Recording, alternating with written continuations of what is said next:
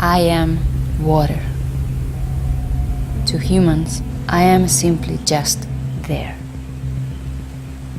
I'm something they just take for granted.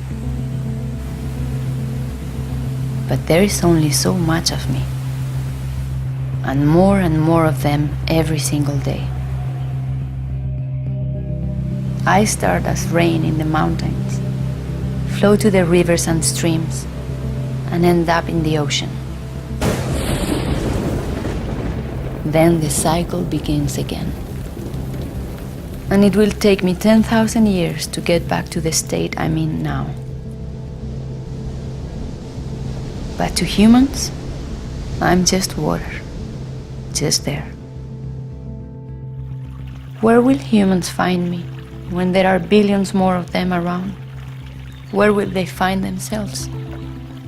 Will they wage wars over me, like they do over everything else? That's always an option, but it's not the only option.